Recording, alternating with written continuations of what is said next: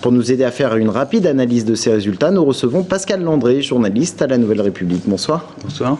Alors, on le rappelle, ce n'est pas un sondage, ce n'est qu'une consultation Internet, mais est-ce qu'on peut en tirer des enseignements de cette consultation Internet? Le premier enseignement, ce qui a surpris tout le monde, c'est que personne ne s'attendait à ce résultat.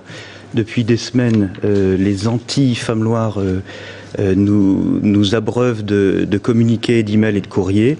Et ce sont des centaines de courriers que nous recevons à La Nouvelle République notamment. Des blogs se sont créés et on s'attendait franchement, quand je dis on, c'est les journalistes, les observateurs, les opposants et même Michel Audiard, on s'attendait à un plébiscite du non. Or, c'est le oui qui l'emporte. Le oui l'emporte le pour d'une courte tête. C'est une courte majorité, mais majorité quand même. Et je crois que là-haut, dans son atelier de Roche-Corbon, Michel Audiard en est le premier surpris. Alors justement, 13% sont pour, mais ailleurs, ils avaient la possibilité d'exprimer des souhaits. Qu'ont-ils indiqué? Oui, 13% ailleurs. Une grande majorité de ces personnes qui se prononcent pour la Femme Loire, mais ailleurs, le font avec de vraies propositions, honnêtes et légitimes.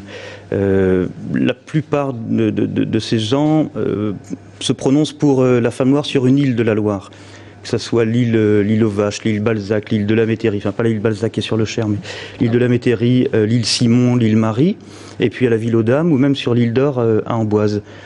Bon, on a quelques propositions farfelues comme la Roche de Solutré ou le Mont Gerbier de Jonc.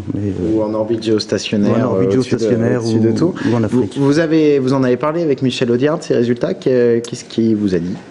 Là encore, c'est la surprise de la journée, c'est la cerise sur le gâteau aujourd'hui, puisque pour la première fois, moi je suis ce sujet depuis 3 ans et demi, et c'est la première fois que j'entends, ou que je lis, que j'écoute Michel Audiard dire, après tout, tout est envisageable.